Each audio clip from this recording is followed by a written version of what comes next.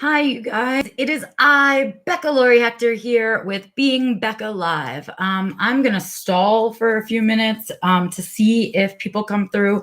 There was some kind of glitch with my computer, so I started the live and it picked up the wrong camera, like the one that's embedded in the computer. And then gone. So weird.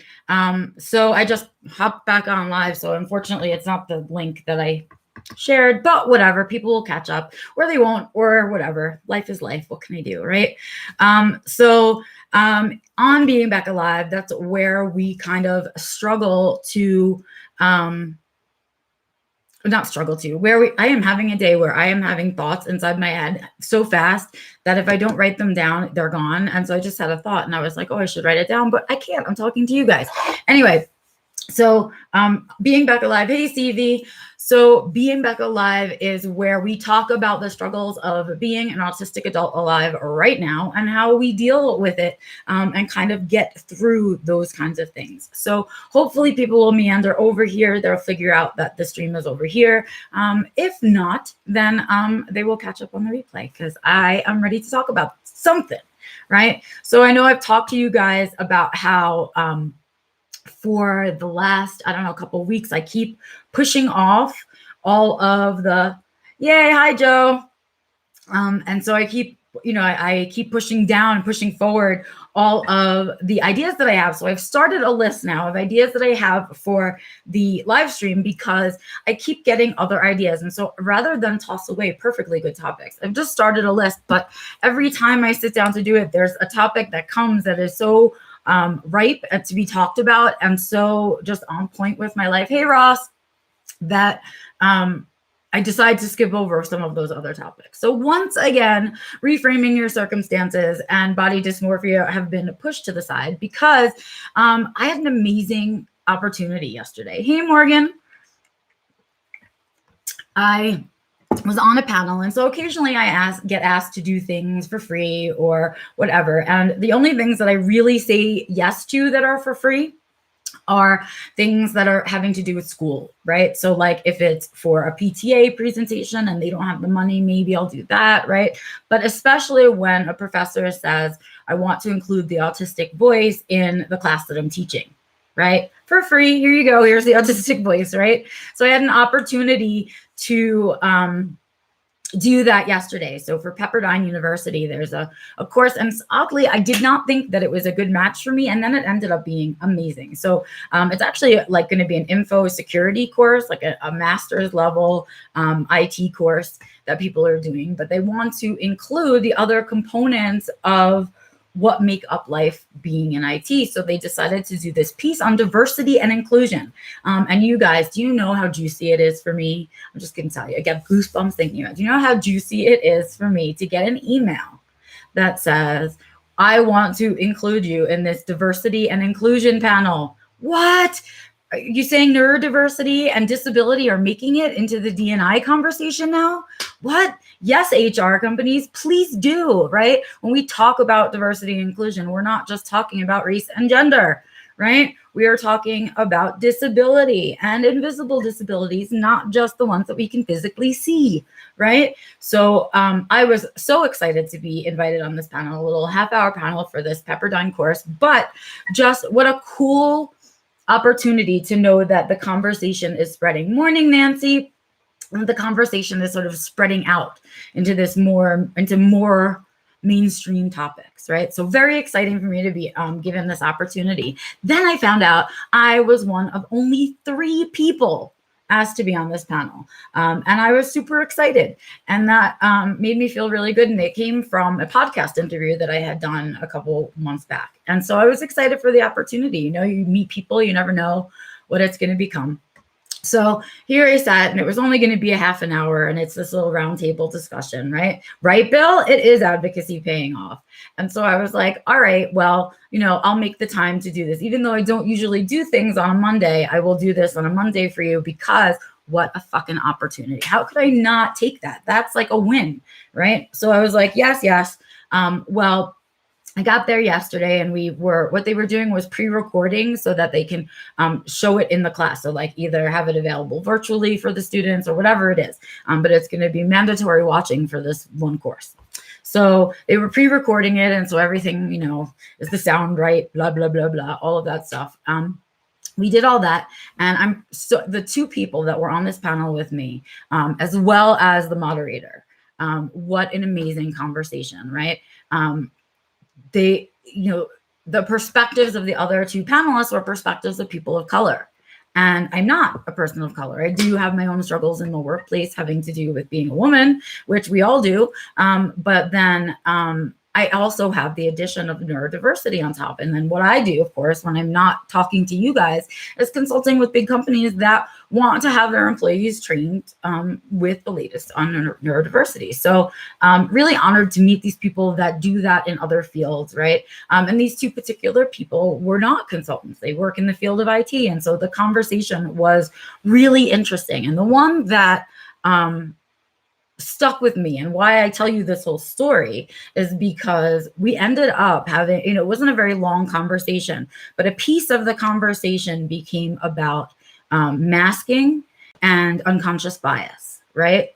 So talking about how hard we all work to make the people who are not different feel comfortable with us, right? We're uncomfortable, but they're comfortable, right? That whole deal about changing yourself to make the other people around you comfortable. And this was something I didn't bring up, okay? It came from one of the other two participants who were talking about it from a race perspective. Isn't that fascinating to you? Do you not find that fascinating? And so I was like, that's crazy. So we talked about kind of how big of a piece masking is for us with neurodiversity, right? And how exhausting it is. And then it really came out of a conversation about how early on, before people were really anywhere near the way they are now comfortable with race, people who were Black and in business needed to do the same thing. They needed to do whatever they could to mask their Blackness so that the people in the room felt comfortable. And I couldn't believe the parallel. So I had to point it out because me, seeing patterns, got to point them out. So we ended up having a conversation about that masking piece and about making other people comfortable all the time. And when we really started to peel away the layers, we realized that really that's all about the unconscious bias, right? And so from a race perspective, we talk about how often Black people or people of color will be profiled, right, by their looks. Well, guess what? We as disabled people get profiled too. Yes, we do. And so there's somehow, if you are physically disabled, people somehow assume you are also mentally disabled, right? And then we also have all of the other unconscious biases that come with all of our disabilities, right? It's that whole deaf and dumb idea that if you're deaf, you must be dumb, right? And that those pairings of those misgivings and unconscious biases. And so we were talking about that and sort of, from each of our perspectives, why we mask and what are those unconscious biases that we are masking against, right? So, I mean, for a little nothing conversation that I did not imagine to be really of any significance whatsoever. I mean, how much can you talk about in 30 minutes with 3 people on a panel? But we had this great conversation. And then I continued to think about it, of course, because once I am on a thing, I'm on a thing. And so I continued to think about it. And I wanted to talk about it today. So now we're like 10 minutes in because you needed the whole backstory. And what I want to talk about is, hey, Bernard, what I want to talk about is masking and unconscious bias. That's what I want to talk about. It's something that I don't talk directly about when I discuss disclosure, but maybe I'm going to start incorporating it because it's a piece of it, right? We talk about the masking and not wanting to mask, and that's some of the reason that we disclose and blah, blah, blah. But I want us to think about some of those risks of that disclosure that come with it. And one of those things that I tell people is you don't know when you disclose what other people are bringing to the table. So you don't know what they're thinking about autism when you use that word to them, right? And so because of that, there's that risk, right? That they might hear the words stigmatize, stereotype, right? All of those things. That's part of that disclosure thing. So let's really talk. I wanted to talk about those unconscious biases that we have to deflect all the time. And they come from our myths, stigma, and stereotypes. That's where those unconscious bias comes from, right? We push education because otherwise people just have knowledge of what people tell them, right? And they've unconsciously picked up a bias based on the information that is being fed to them, right? We all have that happen to us. And the goal as an adult is to let those unconscious biases go, right? That have been implanted by, say, parents, teachers, authority figures, right? And think for ourselves, right? So if we have a bias, let it be a conscious bias. Can we please be aware of it and have created it ourselves, right? The unconscious bias is really painful because it's so passive, right? It's a really passive form of bias. It's a passive microaggression, for lack of a better word, right? And so when we think about that for autism, right, here are some of those unconscious biases that people have about autism, right? We are not empathetic, right? We are not good in social situations, right? We are really good at computers and technology, right? We like to be all by ourselves. We're weird, right? We're quirky. We're passionate.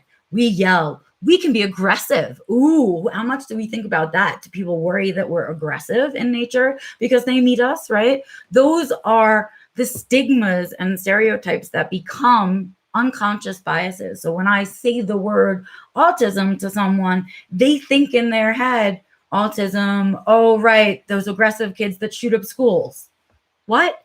Yes, that's an unconscious bias, right? You get that? And along with it, we always, it's assumed for us that we are not somehow adults. And so the infantilization happens and all of that.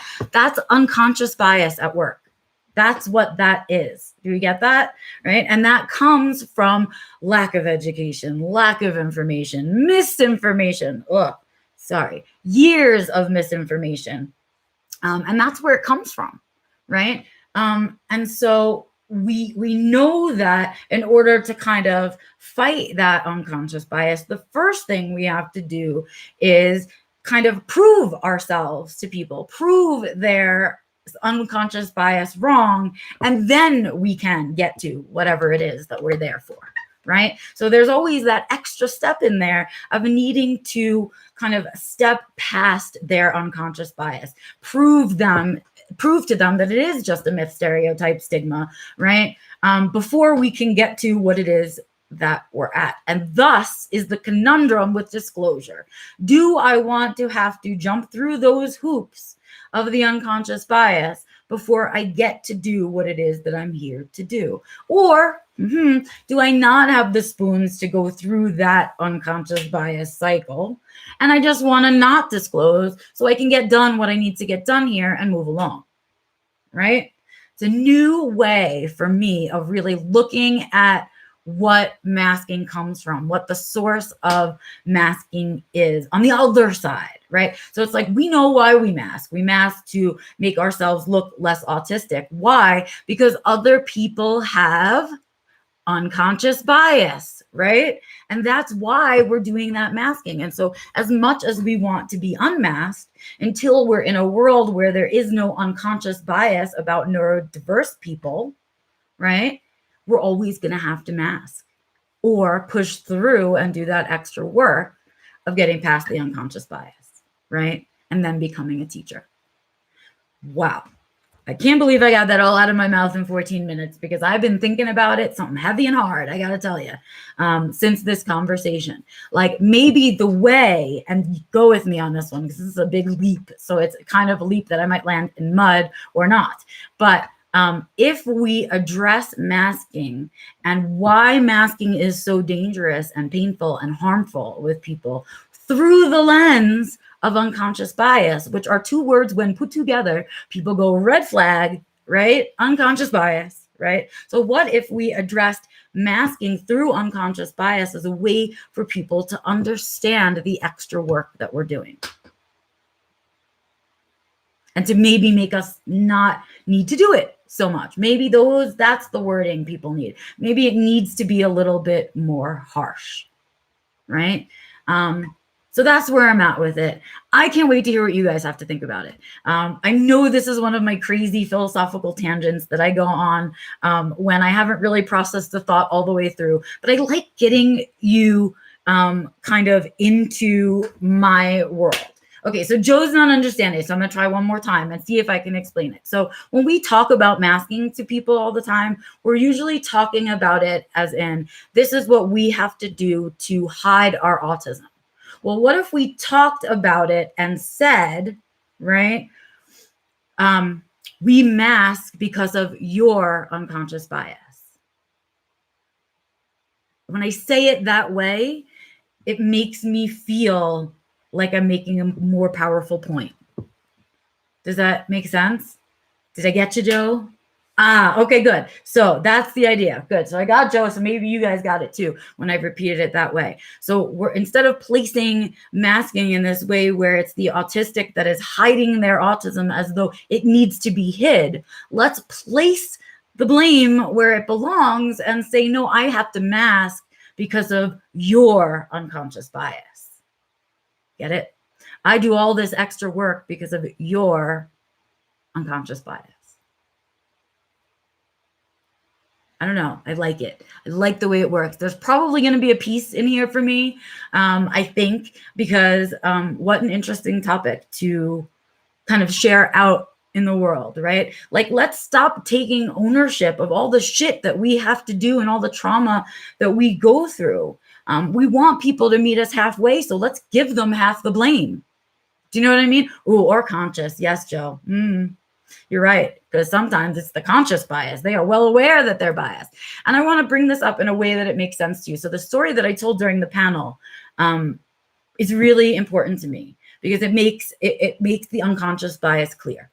So the first time that I really ever disclosed in a job interview, and I talked to you guys about that when I did my debunking disclosure, is I started working at an animal shelter, and I disclosed in my interview, okay? It was taken very well, no big deal, blah, blah, blah. I started my job, and then I realized that I was dealing with folks who had a lot of unconscious bias, right? How did I know that? Here we go. I knew that because, first of all, and I described this part of it in the seminar, right? Part of it is that they assumed, well, you're autistic, so your social skills aren't going to be great, so and you don't have empathy, so you're going to struggle in customer service, right? And the other part of it was, well, when any time that I was really passionate and cared about a particular thing being done in a particular way, and I was really standing my ground about it, that was the autism too. I was being emotional and dramatic because of the autism. And that was said from my boss to other employees. That, ladies and gentlemen, is a lawsuit. And if I had money for a lawyer at that time, I could have had a lawsuit. Okay, that's what that is. That is unconscious bias taken to the point of what, right? And so it becomes an ism at that point, right? It becomes an ableism at that point, right? And so what that boss did was, more than anybody else, check up on my customer service skills. And I got to tell you, when I put my spoons to customer service, I have fantabulous customer service skills. And so he found not a weakness in my customer service skills, not a complaint, nothing but compliments, right? But still, there was that unconscious bias, like, let me take the time out of my day to care more about how she's interacting with the public than how our other employees are treating her while she's here, right? So that is my story of unconscious bias and disclosure and autism, right? And so I want us to start thinking about it, right? Yes, Joe, of course you had unconscious bias before your diet. I think we all, I mean, how do you not? How when you're a brain that's learning and you know nothing, the information that's being given to you is from other people with unconscious bias. And they implant this unconscious bias in you right? By the things that they say and the words that they choose. And you don't think there's anything wrong with it because your mom or your uncle or your teacher or your police officer is telling you those things. And so they seem normal, but what you have to question is this piece, right? It's unconscious when I don't know, but then when I realize I have a bias and it becomes a conscious bias, right? I got to stop. It's got to stop. And so we don't want to have those biases. We want to kind of eke them out. And the only way to do that is by exposing yourself to stuff that is different from you, right? Like exposing yourself to things you've never done before, experiences, people, situations, right? That's where that comes from, right? Is that understanding of inclusion and seeing the world in its multifaceted way. If you don't go out and experience that stuff, you have no idea it exists, right? And you live in your ignorant bliss. And so what we need to do is begin by pointing out these unconscious biases, I think, to people so that they can start taking responsibility for the fact that they do have, and it's past stigma, myth, and stereotype. It's now an unconscious bias about a group of people. That is untrue. It's a falsehood, right? And so I want to start passing the torch on. I want to start passing the blame on. I want to start passing the weight of masking on to some of the people that make us do it, right? In all ways, right? In all walks of life, race, gender, religion, right? All of this stuff. And I think that's our job. I think that's our responsibility. Because when you, and here I go, repeating myself all the time, when you know better, you do better, right? I know better now. So I know better than to have unconscious bias against certain groups and certain situations, right? There may be others that I have unconscious bias about that I don't even know, right? I mean, I'm a white woman. I grew up as a white woman in New York City, right? So I never really had any of that prejudice, right? I wasn't raised in a city that had that kind of prejudice. I wasn't raised in a family that way. I didn't see it that way, but I certainly saw people who were disabled that way. I certainly had an unconscious bias about that, especially those that were not physically disabled, but mentally disabled. I absolutely had unconscious bias about that, but now I know better. And so I do better, right? And that's the name of the game, right? Know better, do better. See, Joe, right? But that's what the whole idea is. So what I want to just think about that. I'm not sure that I'm right. I just think that it's an idea. And I want to start thinking about it a little more. If I switch the blame, if I move it and I explain the source of masking in a different way, right? Where it's not all on the autistic, where it comes from, I feel like it might be understood. There might be responsibility taken. I feel like maybe, I don't know. I'm going to explore it more because, I always come to you when I'm like talking it through, right? When I've it's made its way from thoughts into words, it comes to you guys. And then eventually when I get those words right and it all kind of feeling right, that's when I write it down. And so I feel like there will be a piece out of this, but I wanted to share it with you guys because I'm tired of masking, and I'm tired of being tired from masking, and I'm tired of living in a world in which masking is still required for not just autistic people, not just disabled people, but anybody who is different, anybody, right?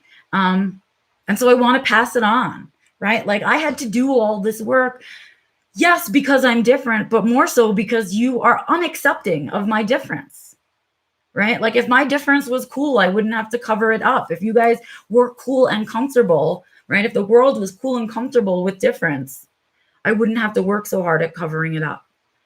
And that's that piece. And so we want to talk about where those unconscious biases hide and where they come from. And so I'm calling people out.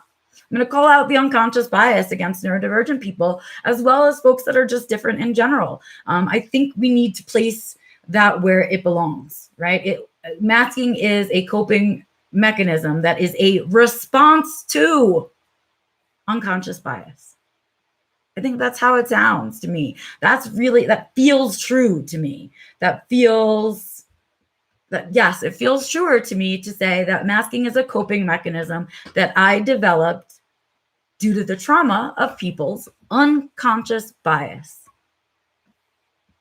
So that's where I'm taking it, you guys. That's what I've got to say today. And I'm going to go ahead and sign off now, but I am looking forward to hearing what it is that you guys have to say about it. I love seeing comments about it and thoughts about it. I love getting emails about stuff like this too. So please feel free to go ahead and email me, right? Or comment wherever you see this video. So you can see it in a multitude of different places. If you comment, I'll see. I promise to respond. I also really love getting your emails, and you can send them directly to info@beccalory.com. And if you'd like, you can go directly to the website, which is beccalory.com. And there you can not only use my contact page that will send an email directly to me, but you can also check out the sign up for my monthly newsletter, for the Ko-Fi page, for the Redbubble store, my social media, my writing, and of course the Self-Defined Living course, which, you guys, the next seminar is coming up May 18th. You have 16 days to register for simplifying self-care. So if you head over to my website, you can go ahead and register now for simplifying self-care. It's only $20. And we will be talking about the self-care that matters to us as autistics.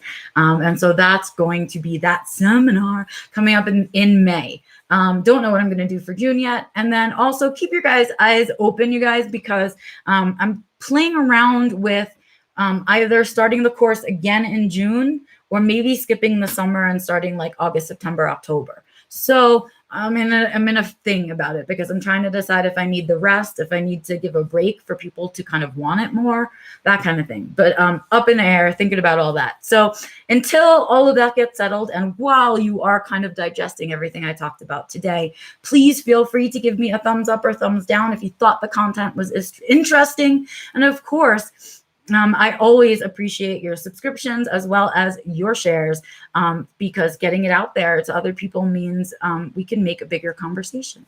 That's it for me today, you guys. I will see you back here next Tuesday for the next Being Becca Live. And of course, I will be here on Sunday for Growing Gratitude.